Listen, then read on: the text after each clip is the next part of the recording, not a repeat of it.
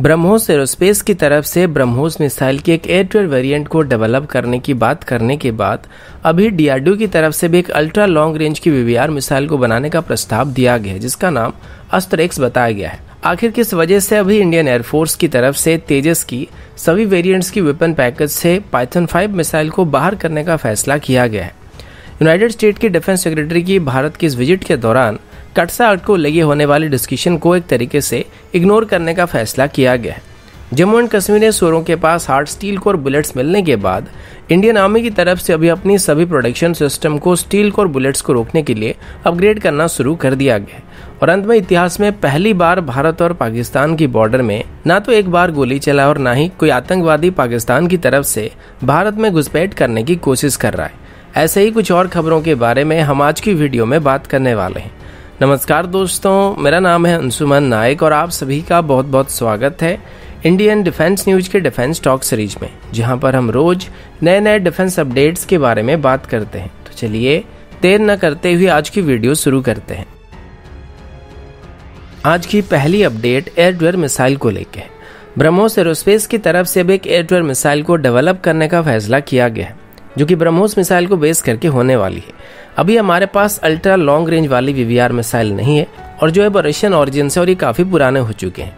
अभी भारत एक और नई मिसाइल को डेवलप करना चाहती है, जिसको दुश्मन की हाई वैल्यू टारगेट को निशाना बनाने के लिए इस्तेमाल किया जा सकेगा। जैसे कि ब्रह्मोस मिसाइल की बात करें तो इसको भी सेम तरीके के रोल को करने के लिए डेवलप किया गया था, लेकिन इसको सिर्फ अभी तक एक लैंड बेस्ड टारगेट के साथ एंगेज करने के लिए इस्तेमाल किया जा सकता है। पर अभी ब्रह्मोस मिसाइल को एरियल टारगेट के साथ भी एंगेज करने के लिए तैयार किया जा रहा है, लेकिन ये सिर्फ हाई वैल्यू टारगेट जैसे कि दुश्मन के टैंकर एयरक्राफ्ट, एवेक्स एयरक्राफ्ट या फिर किसी भी बॉम्बर के साथ एंगेज हो सकते हैं। इसकी रेंज की बात करें तो ये लगभग 400 से 500 किलोमीटर तक होने वाली है, जो कि कोई भी एयर टू एयर मिसाइल से काफी ज्यादा होने वाली है।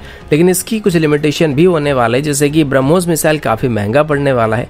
इस साइज में काफी बड़ा होने की वजह से इसको हर कोई एयरक्राफ्ट आसानी से कैरी नहीं कर सकता है और इसको सिर्फ अभी SU-30 MK में कैरी किया सकता है और ऊपर से इसको सिर्फ वही सुखोई कैरी कर सकते हैं जिनको HAL की तरफ से ब्रह्मोस मिसाइल को कैरी करने के लिए डिजाइन किया गया है। और इसी वजह से इसकी जो ऑपरेशनल कैपेबिलिटी है वो काफी हद तक लिमिटेड होने वाली है, जिस वजह से अभी डीआरडीओ की तरफ से एक नई मिसाइल को डेवलप करने का प्रस्ताव दिया गया, जो कि अस्त्र मिसाइल को बेस करके होने वाली है।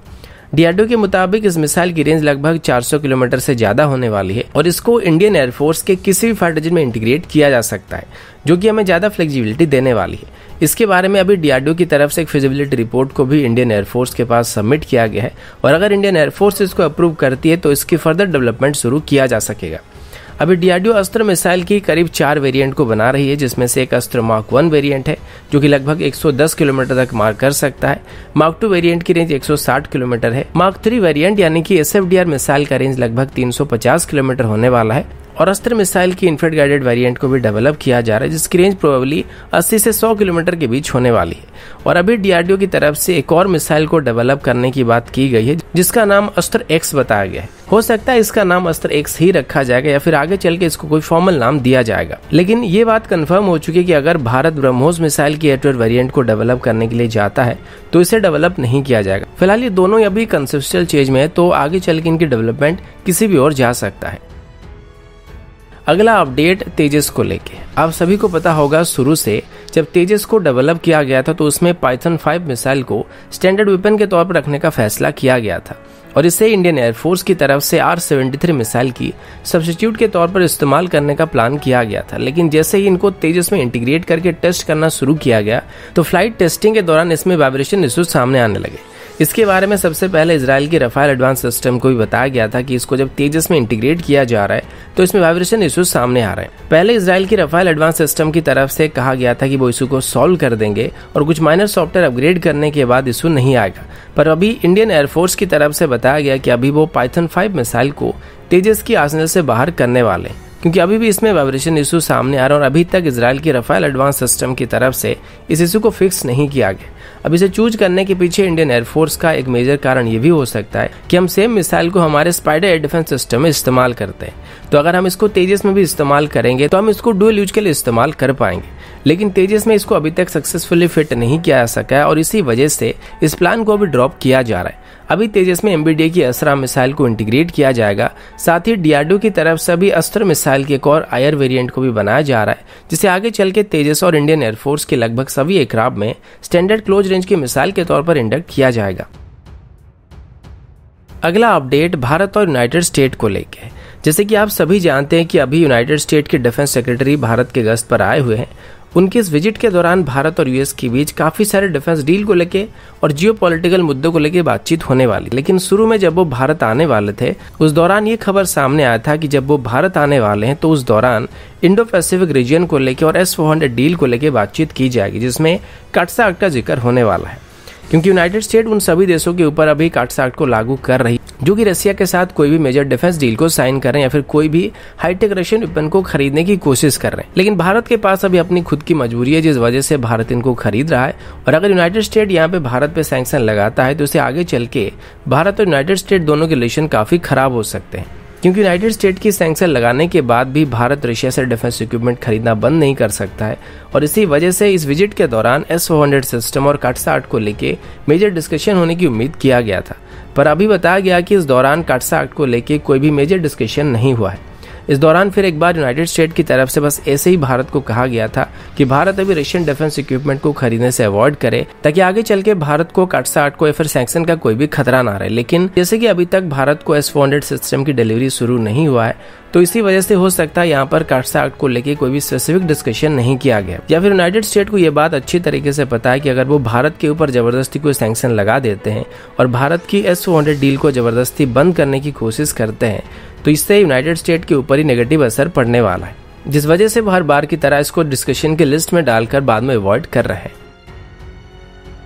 अगला अपडेट सुअर लोगों को लेके है। तो रिसेंटली जब इंडियन आर्मी की तरफ से जम्मू एंड कश्मीर में सुअरों का एनकाउंटर किया गया था, उस दौरान उनके पास से स्टील कोर बुलेट बरामद किए गए थे। अब स्टील कोर बुलेट्स क्या होते हैं, इसके बारे में हमने बुलेट कैसे काम करता है उस वाले वीडियो में डिटेल में डिस्कशन किया था। अब अगर आपको उसके बारे में ज्यादा जानना है तो आप आई बटन में क्लिक करके वो जाके देख सकते हैं। नॉर्मली स्टील कोर बुलेट्स लगभग सभी सॉफ्ट आर्मर को पेनिट्रेट कर सकते हैं, और पहले इंडियन आर्मी जिन वेस्ट का इस्तेमाल करती थी उनको भी आसानी से पेनिट्रेट कर सकते हैं। इसी वजह से इंडियन आर्मी में स्टील कोर बुलेट्स को रोकने वाले वेस्ट का इस्तेमाल करना शुरू किया गया था।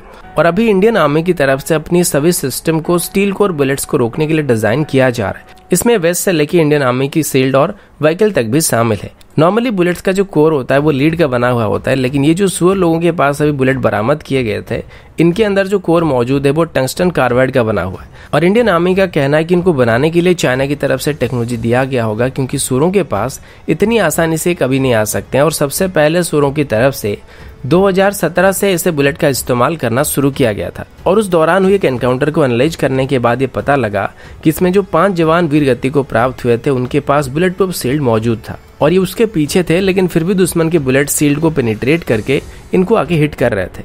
इसके बाद से इंडियन आर्मी की तरफ से steel core bullet proofing system को एक्वायर करने पर ज्यादा फोकस किया गया था। वैसे ऐसा नहीं होता कि जितने भी सुअर लोग होते हैं उनके पास हमेशा से स्टील कोर बुलेट मौजूद होते हैं, कभी कभी नहीं भी होता और कभी कभी ये लिमिटेड नंबर में होता है, लेकिन फिर भी ये खतरनाक होता है। अगला अपडेट एक बहुत ही अच्छी अपडेट है, और ये अपडेट भारत और पाकिस्तान को लेके है। बताते हुए काफी अच्छा लग रहा है, लेकिन अभी जम्मू एंड कश्मीर के DGP दिलबाग सिंह ने मीडिया को बताया है कि भारत और पाकिस्तान की बॉर्डर में अभी काफी सालों के बाद एक भी बुलेट नहीं चल रहा है, और जब से सीज फायरिंग एग्रीमेंट साइन हुआ है तब से सीज फायरिंग 100% तक रिड्यूस हो चुकी है। और ये एक बहुत ही अच्छी खबर है, क्योंकि आगे चल के इससे भारत और पाकिस्तान के बीच बिगड़े हुए रिलेशन को बेहतर करने में या फिर किसी भी बातचीत को शुरू करने में काफी आसानी होने वाली है। सबसे बड़ी बात तो ये कि इस दौरान पाकिस्तान की तरफ से इन्फिल्ट्रेशन को भी काफी हद तक कंट्रोल में कर लिया गया, और शुरू से ही भारत का एक ही कंडीशन था कि अगर पाकिस्तान अपने तरफ से इन्फिल्ट्रेशन को बंद नहीं करता है तब तक हम पाकिस्तान के साथ कोई भी बातचीत नहीं करेंगे। अब ऐसा लग रहा है कि वो सच में भारत के साथ बातचीत करना चाहते हैं, और ये वो लोग क्यों कर रहे हैं मैंने आपको पहले भी बता रखा है। ये अपडेट काफी अच्छी खबर और स्पेशली LOC के करीब रहने वाले लोगों को काफी फायदा होने वाला है, क्योंकि हमारे मारपीट के चक्कर में उनकी रोजमर्रा की जो जिंदगी होती है वो मौत के साए में गुजरता है। पर पिछले कुछ दिनों से LOC का रंग थोड़ा बदला हुआ लग रहा है, और पाकिस्तान के बदला हुआ रूप भी काफी अच्छा लग रहा है। लेकिन बात वही है कि शांति कायम करना तो अच्छी बात है, लेकिन क्या इस बार भी पाकिस्तान पहले की तरह अपने वादे में कायम रह पाता है, या फिर बीच में फिर से आतंकवादियों की सपोर्ट करना शुरू करने वाला है। हालांकि अभी वो मजबूरी में पड़ के ये सब करने लगे हैं, लेकिन वो सही दिशा में जा रहे हैं। मतलब अब ये समझ सकते हैं कि बिगड़ा हुआ बेटा अभी धीरे धीरे स्कूल जाने लगा है, लेकिन कितना दिन कंटिन्यू करता है या कुछ दिन के बाद अपने क्लास को मिस करके बंक मारने की कोशिश करने लगता है तो वक्त आने पे ही पता लगेगा। और मुझे लगता है कि अगर पाकिस्तान यहाँ पे दोस्ती का हाथ बढ़ाएगा तो भारत की तरफ से कभी भी उसको मना नहीं किया जाएगा।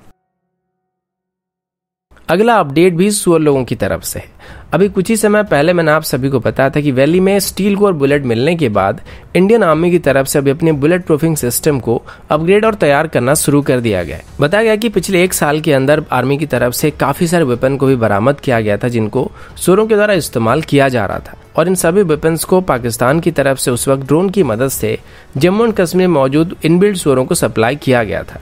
अब इनमें कुछ M4 राइफल भी शामिल थे जो कि नॉर्मली यूएस ऑरिजिन वेपन है, जो कि नॉर्मल सुअरों के पास नहीं होता है, और वो मेनली AK-47 या उसी सीरीज के राइफल का इस्तेमाल करते हैं, जो कि या तो एक तरीके की चाइनीज कॉपी होती है या फिर इनको पाकिस्तान में ही इलीगली बनाया गया होता है। पिछले साल ही जम्मू एंड कश्मीर से लगभग 475 राइफल को बरामद किया गया था, और इन सभी राइफल्स को बॉर्डर के उस पार से इस पार सप्लाई किया गया था। और इस लिस्ट के अंदर एक M4 राइफल भी था, और इस बात को लेकर काफी सवाल किए जा रहे थे कि अमेरिकन वेपन इनके पास कहां से आ रहे थे। इसकी छानबीन करने के बाद अभी पता लगा कि वो जो M4 राइफल था दरअसल वो एक इलीगल कॉपी था, और उसे भी पाकिस्तान में बनाया गया या फिर अफगानिस्तान में बनाया गया है। बाकी अभी की बात करें तो अभी भारत और पाकिस्तान की बॉर्डर एकदम शांत है, और अभी कोई भी टेरर इन्फिल्ट्रेशन या वैसी कोई एक्टिविटी नहीं हो रही है। लेकिन फिर भी जो लोग नारकोटिक्स या फिर ड्रग वगैरह स्मगलिंग करते थे वो बॉर्डर में घुसपैठ करने की कोशिश कर रहे हैं, और इनकी एक्टिविटी को भी रोकने के लिए कोशिश किया जा रहा है। तो दोस्तों अभी के लिए इतना ही, मिलता हूँ आपसे अगले वीडियो में, तब तक के लिए जय हिंद, वंदे मातरम।